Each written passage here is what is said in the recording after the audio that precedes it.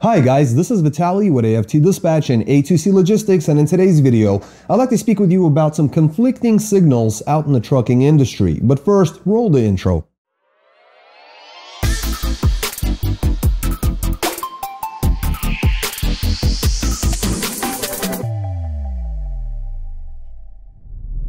Welcome back. Before we get started, I'd like to ask you to please like the video, be sure you subscribe to the channel and hit the notification bell so you never miss a single release of our videos, where every Friday we're talking about something that could benefit you in your trucking businesses, in your trucking careers, as well as cover the loads we've successfully booked for our customers, consisting of leased owner operators and carriers operating under their own MC authorities, running under our truck dispatch services.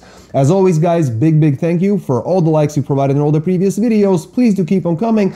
And let's talk about these conflicting signals that, if done correctly, maybe we can get an idea of where things are going in the foreseeable future. Because obviously things are not going well. We're seeing consistent declines, although this week the guys have managed to produce some really interesting numbers. We've had one customer who hit nearly $4 a mile on average for the entire week, while others have struggled to make any dent in their pocketbook. But at the end of the day, guys, what we're talking about here is the April 2024 LMI, or the Logistics Managers Index, but also combined with the May 9th jobless claims report on employment, because these are two sides of the same token, if you will, right? So unlike the April 2023, we'll start with some good news, is that, in April 2023, the LMI actually hit an all-time low, the lowest number ever recorded in that index. Things were absolutely terrible. Now, fast forward 12 months forward, a year forward, in April 2024, we're seeing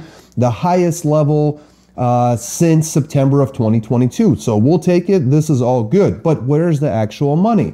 Well, what they're actually saying is that currently inventory continues to rebuild, so we should be seeing more freight. However, we're not seeing that. Transportation utilization is up. That might be the case, but at the same time, transportation pricing isn't. So prices, if anything, have continued to decline. Now, we're going to see some guys who've averaged out quite well, have done very well for themselves. Some of the names repeat. You'll see them consistently doing really well. And the difference there is they're actually trusting their dispatcher. They're not getting in their way. They're not working against their dispatcher. They're working with their dispatcher. But more on that later.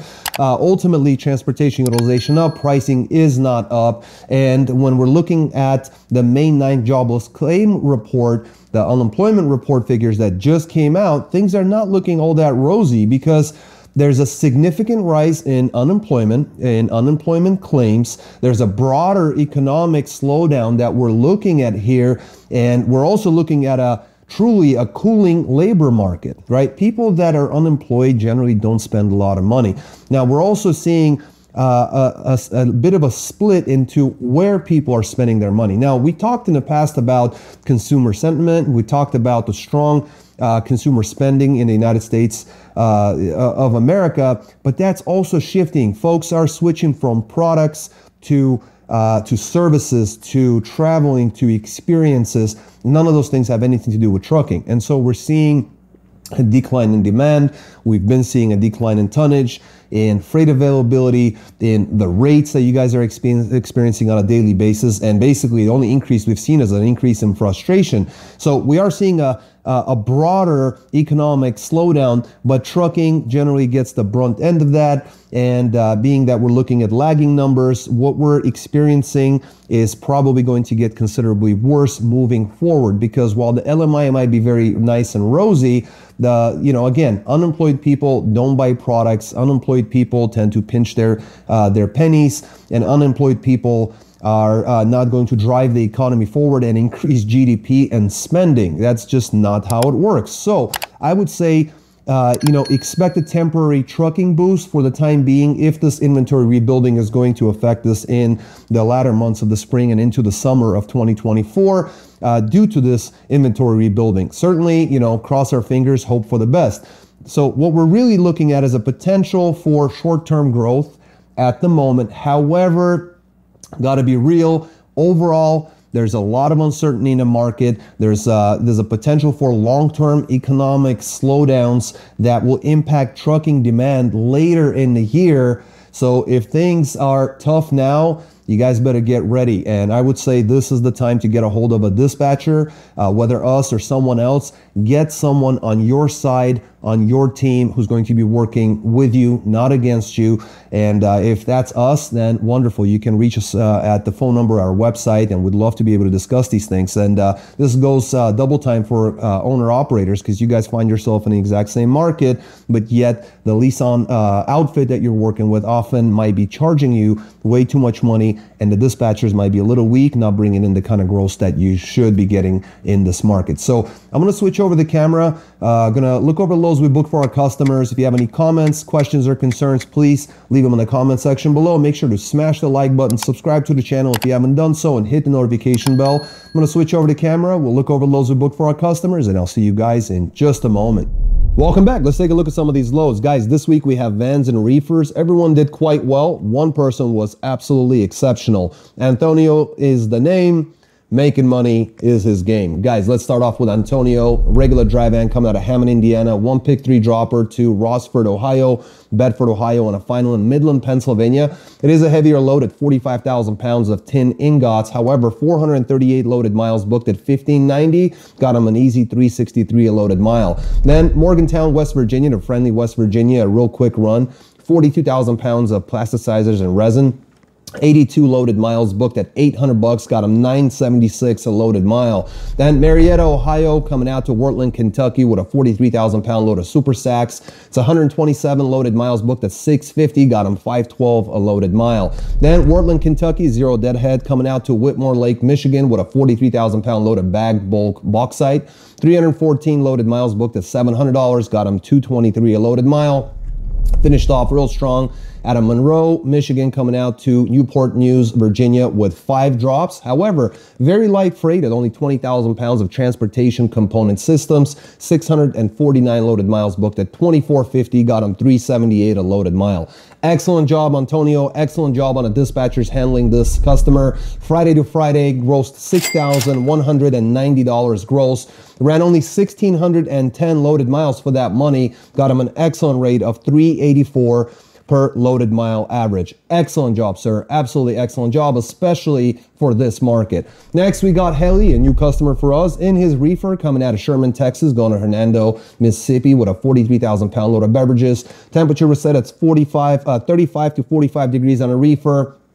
457 loaded miles booked at $1,005, got him $220 a loaded mile. Then Memphis, Tennessee with a 1 pick 5 dropper coming out to Taylor, Michigan, Kalamazoo, Michigan, Grand Rapids, Michigan, and 2 drops in Kentwood, Michigan. Total weight, 25,000 pounds of food products. Temp was set at 28 degrees continuous. 917 loaded miles booked at $2,800. Got him $305 a loaded mile. Then Holland, Michigan, coming out to Charlotte, North Carolina with a 1 pick 1 dropper, 41.5 load frozen food. -20 on a reefer on that one. However, 760 loaded miles booked out at $23.25. Got him $306 a loaded mile. Then finished off real strong at a Rock Hill, South Carolina, coming out to Bethel, Pennsylvania. Very light load, 7,500 pound load of retail products. 535 loaded miles booked at $1,300. Got him $243 a loaded mile. An excellent job. Helly ran from Thursday to Thursday, ended up grossing $7,430 in today's market. Guys, ran 2,669 loaded miles at an average of $278 per loaded mile average. And get this, only 81 miles of deadhead in total for the entire week. An excellent week, an excellent gross, and fantastic planning on dispatch. Way to go, guys. Way to go. Next, we've got Reggie coming out of... looks like Granite City, Illinois, coming out to Goddard, Kansas. He's pulling a dry van, 42,000 pound load of food products. 456 loaded miles booked at $1,100. Got him $241 a loaded mile. Then Emporia, Kansas, coming out to Fort Stockton, Texas. Very light load, 15,000 pounds of miscellaneous freight, or FAK. 759 loaded miles booked at $2,300. Got him $303 a loaded mile. Then Santa Teresa, New Mexico, with 2 drops to Kansas City, Kansas, and Omaha, Nebraska as a final. Another light load, I would say, 35,000 pounds of foam bedding, 1,133 loaded miles. Booked that one at 2,800 bucks, got him 247 a loaded mile. And he only ran for 6 days, Saturday to Friday, grossed $6,200, and his regular dry van ran 2,348 loaded miles at an average of 264 per loaded mile average, and did all that in just 6 days, over $1,000 a day. Reggie, way to go, sir. Way to go. Next, we got Mike with his reefer coming out of McKinville, Oregon, with a 1-pick, 3-dropper to go into Grand Junction, Colorado, Highlands Ranch, Colorado, and Colorado Springs, Colorado as a final. It's a 40,000-pound load of nursery stock. Temperature was 45 degrees on a reefer. It's 1,405 loaded miles, booked at 3,600 bucks, got him 256 a loaded mile. Finished off with his last load out of Sanford, Colorado, going to Malin, Oregon. It's a 42.5 load of potatoes. Temperature was at 38 degrees on a reefer there. 1,200 miles on the dot. Booked at 2,750. Got him 229 a loaded mile. Excellent job. 6 days on a road. Mike ran from Tuesday to Monday. Gross 6,350. And in gross for the 6 days, ran 2,605 loaded miles at an average of 244 per loaded mile average. Excellent job, sir. Next, we got David with his dry van coming out of Des Moines, Iowa, going to Silver City, New Mexico. It's a 45,000-pound load of plastic and rubber articles. 1,223 loaded miles, booked at 2,800 bucks. Got him 229 a loaded mile. Then Tucson, Arizona, coming out to Meridian, Idaho. It's a 23.5 light load of garage door openers. 1,044 loaded miles, booked at 2,400 bucks. Got him 230 a loaded mile. And he finished off out of Buell, Idaho, coming out to Kent, Washington. 40,500 pound load of retail goods, 618 loaded miles, booked at 1,300 bucks, got him 210 a loaded mile. Ran for 7 days, Thursday to Thursday, grossed 6,500 bucks on a dot, ran 2,885 loaded miles at an average of 225 per loaded mile average. And last but not least, we got Rogelio in his dry van, 2 picks out of Mason City, Iowa, going to Pharr, Texas. It's a load of supplements, 41,000 pound load of supplements, 1,321 loaded miles, booked at 2,680, got him 203 a loaded mile. Then Laredo, Texas to Grand Junction, Colorado, got him an awesome load out of there. It's a load of beer, 44,000 pounds, 1,157 loaded miles, booked at 2,925, got him 225, 253 a loaded mile. Tough stuff coming out of Laredo right now, but they did it. Then the final one that kind of ruined the numbers, but still did quite well, which was Rifle, Colorado, coming out to Temecula, California as a final. It's a 43,000 pound load of sodium bicarbonate. They took it to get out of there. 840 loaded miles, booked at 900 bucks, got him just over a buck, $1.07. However, overall did quite well. Rogelio ran for 7 days, Friday to Friday, grossed $6,505 in his week, ran 33.18 on the loaded miles at an average of $1.96 per loaded mile average. So yes, that $1 a mile rate definitely hurt him, but he made up the difference in the rest of the freight. And as you can see, a lot of our other customers were able to walk away with really good money. Excellent job, guys. Very well done. Welcome back, and thanks for sticking around to the end. Guys, LMI, unemployment, bad rates, terrible brokers.